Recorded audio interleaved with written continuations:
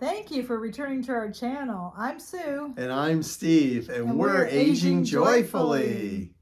Today we're going to discuss, are we frugal or are we cheap? Wow, I am going to talk about being frugal. And I'm going to talk about being cheap. They go hand in hand, and some people may call you cheap because of the way you live your life and purchases that you make. And really, you're just trying to be frugal and save money. And who isn't in today's world? I mean, everybody's money is tight. I don't know anyone who's saying, oh yeah, I'm having no problems now. Yeah, inflation is affecting everyone. But first, Steve, why don't you tell them what the definition of frugal is? So being frugal is looking for the least expensive path. Okay, so if you're going to buy something, you're going to shop around, maybe check 3 or 4 different places and find who sells the same quality product for less cost. Whereas cheap, you'll just buy the cheapest one, even if the quality is inferior and it may break just because you want to save money. Or it may be that you go out to dinner with a group of people and you want to split the check when you ordered all the drinks and dessert. That's just cheap. That is, and I hate when that happens. But what do you think we are? Well, it's hard to say. I think we're frugal. We're definitely frugal because we look at things on a long-term basis. We don't just do it because it's the cheapest.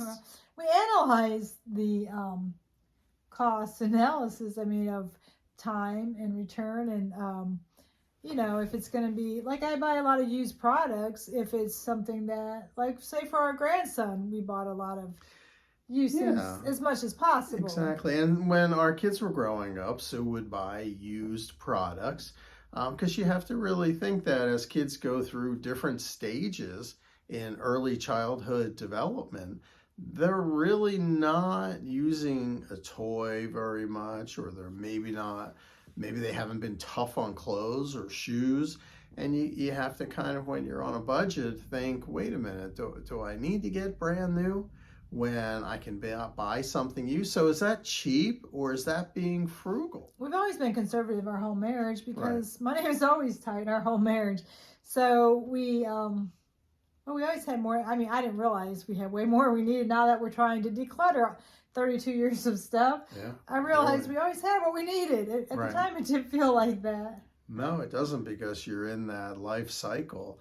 Yeah. And it is truly a cycle, and you're pedaling and keeping up with the Joneses. Yes, exactly. You think you don't have as much, but now I'm like, I wish we had not as much. And then after the Great Recession, couponing was huge, and I got so many things for free. We had a basement full of shampoos and toiletries. So couponing is another way of being frugal, not so much cheap. But ever since the Great Recession, it's never been the same. It's papers are gone. I used to get the newspaper from our neighbors. They'd give me all their coupons, so I'd have numerous copies. But that's all gone. There's no paper, so I haven't been couponing in years. So now the coupons are electronic, and so you go to these different websites and you can get coupons, and then there's always Shopify, where you can use Shopify to find items that are less expensive. But I don't do that because Steve does most of our grocery shopping now, and we don't typically buy very much things outside of groceries. Well, we go to big box stores, and then try to find a place in our house to fit those big box items. Right. When we do buy things, like we bought some statues for our yard, and we would go to Home Goods or someplace like that. But also with the big box store, we pay for the Sam's membership, and our son pays for Costco, and then our daughter pays for a movie subscription. So then we share them according to the rules of the places. So that's one way that we're frugal, is by sharing memberships. That means that only one of us has a card, so we do have to go together to go shopping, which is a slight inconvenience. But Steve does most of the shopping, so I don't. Of course, years ago, our daughter had taken over our cell phone. our cell phone bill and our service because That's not paying it. She just took over. No, she just took over managing it because she always had to have the best cell phone with the largest plan. And we said, you just do that and we'll pay you for managing the cell phones because it was just ridiculous and we weren't going to pay that. So now we pay her.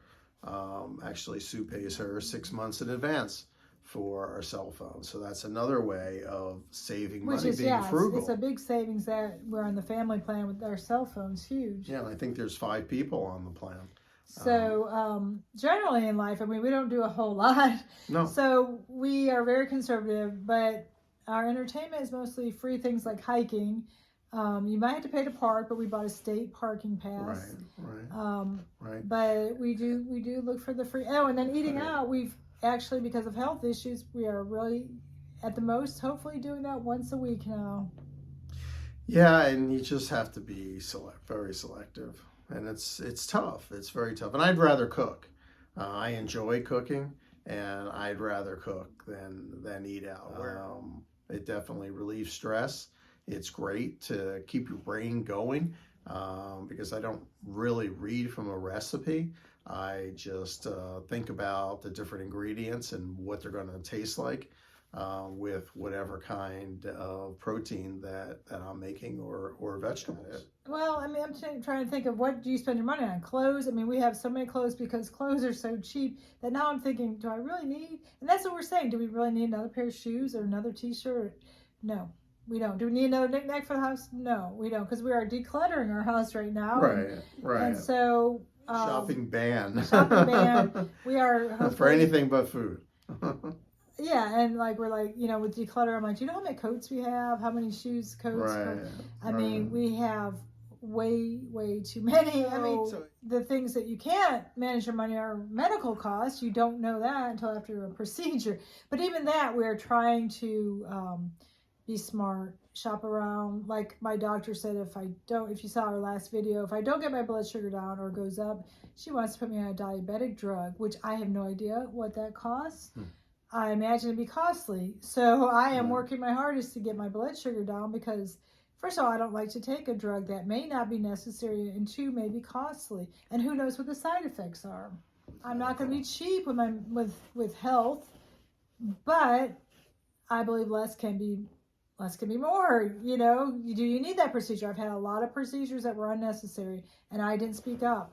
I'm starting to speak up more now because the procedures can be dangerous, or the pills. So I'm now trying to analyze it. And and when you go to a doctor appointment, you should have an advocate with you.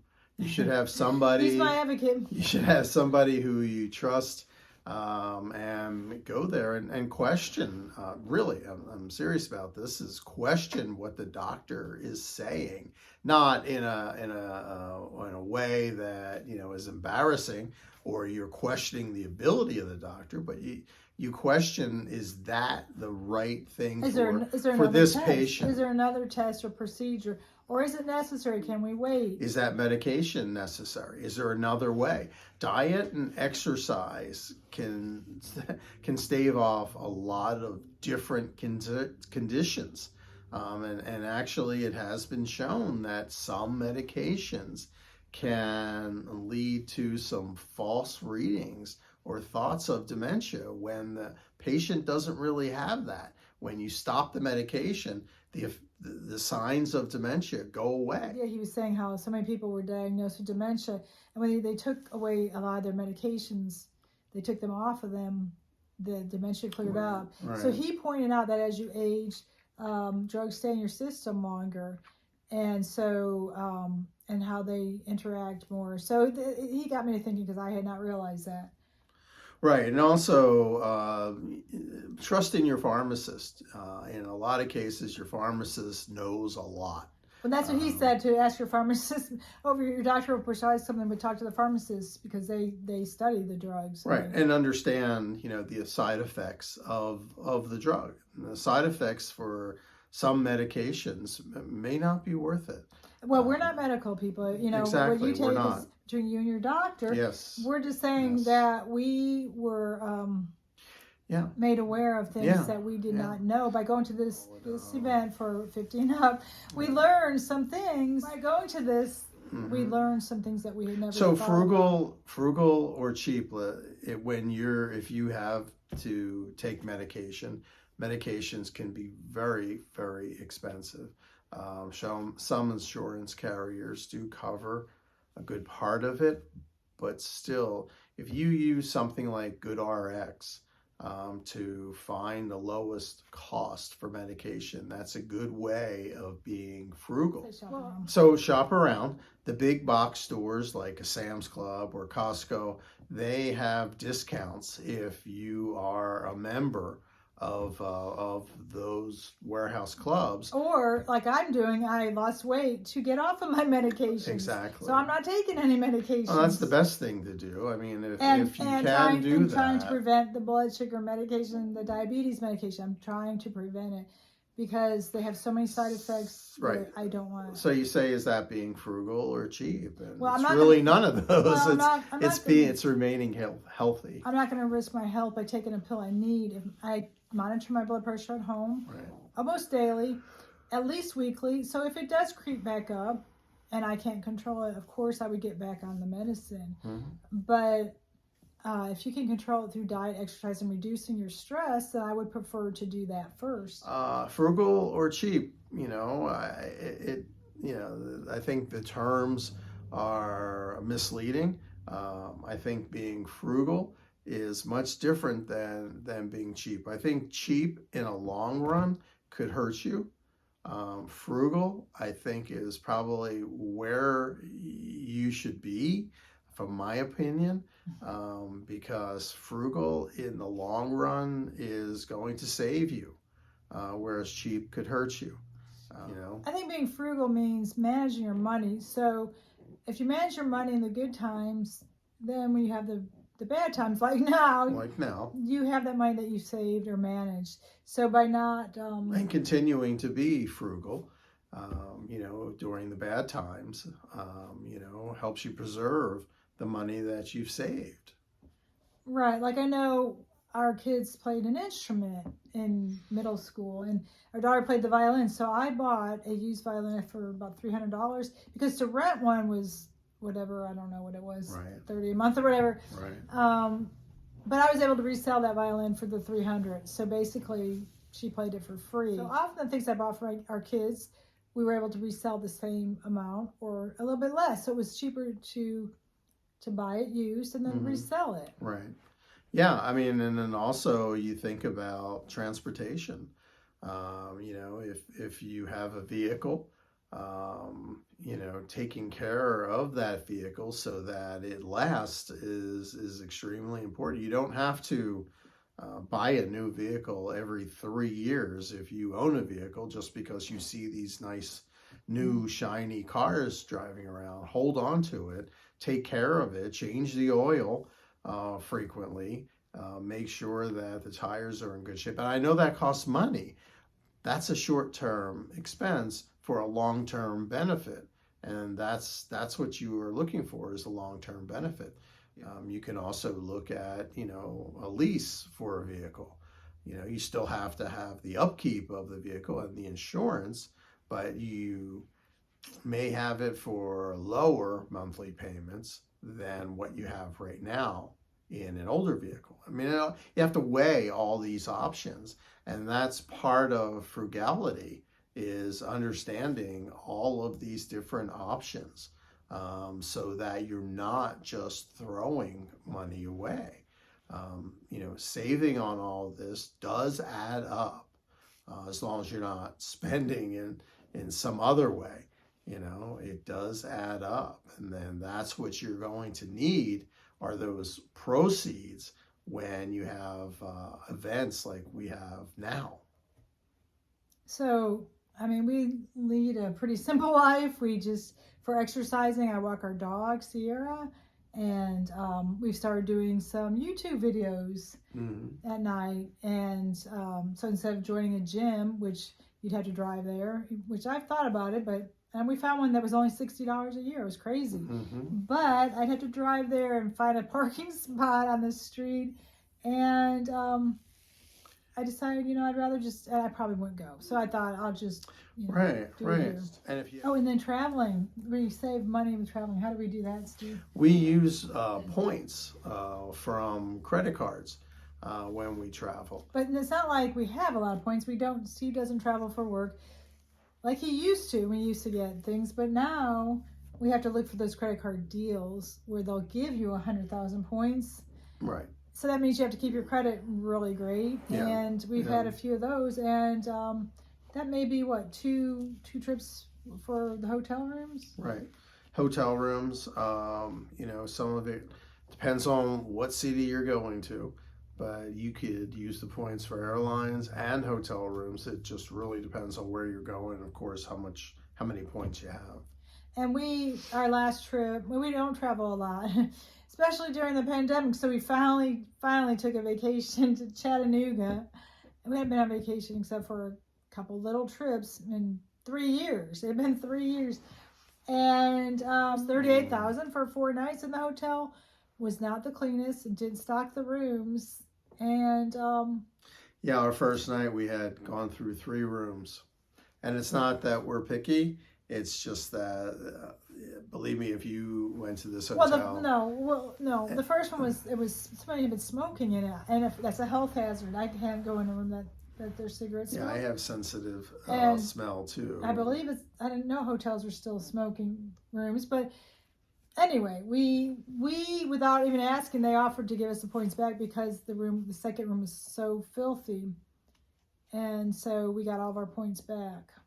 Right, and the third room was actually good. So we were actually going to cancel that credit card because it does cost $100 a year. So we were trying to use the points to cancel it. So now we're looking at going somewhere else, which of course that $38,000 is cheap. Most hotels are at least $60,000 for 4 nights. Right. So we probably will pay that $100 because I think you might get one free night. Right. When we pay that, I'm not really positive. So these credit cards are not free. They do cost $100. They used to be free. So we are going to cancel them. Yeah. After we take another trip or so. But that's how we've been traveling. We don't travel very often because it is very expensive to travel. It is, especially now with fuel prices that fluctuate so rapidly. Well, I think it's more the hotel. But if you get now we're thinking too with our diet, we want to get a hotel with a kitchen because we don't want to eat out. I did gain 5 pounds in those 4 days because that was before we found out we were pre-diabetic.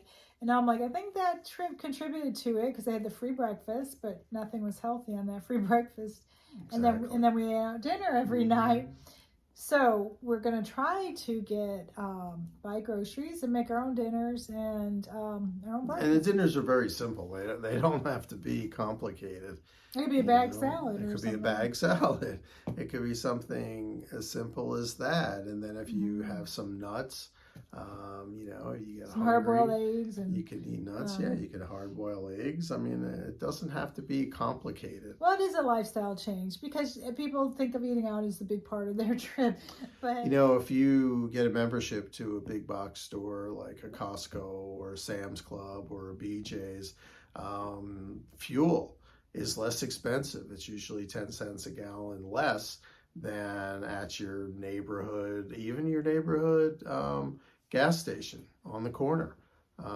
It's usually about 10 cents less a gallon, which is nice because I pass by gas stations and I see the prices $3.25, $3.29, and then at the big box stores that we belong to, it might be $2.99. So I mean that's a big savings, especially if you have a big vehicle, to put fuel in. Your entertainment is probably your biggest. I mean, unless you have health care issues, your entertainment is probably the biggest. Well, food, right? Which I would guess most people have cut down on entertainment. I mean, we like to just play games, board games. Steve and I play games, or now we work out at night. our channel. That's our entertainment. And, if you do your own work around your house, I mean, you think about it, you might pay someone to come fix a plumbing issue. Whereas there's so many YouTube videos that you can watch and learn how to fix the issue yourself. And there's electrical ones, which is a little bit more difficult. Always make sure that you shut off your breaker to whatever room you're working in to avoid any kind of electrical shock. Well, I was thinking of simpler things like cutting your own grass. Cut your own or grass. painting your own rooms. Painting, you can do any of that. We're getting ready to paint a room. Any of that. And do some landscaping, and I cut the grass. So you're never too old to cut the grass. It keeps me in shape. Right, exactly. And so, do it yourself. I mean, that's definitely a way to go. And it's actually fun. It's exciting. It keeps those synapses in your brain connecting. And, it's like I said, it's good exercise. It's a good workout. Whether it's your body or whether it's your mind, it's a good workout. So comment down below. Are you frugal or cheap? Yeah, and don't forget to subscribe. We have videos that'll come out every Saturday morning, and by subscribing, it will alert you to a new video. Until we see you again. Take it easy.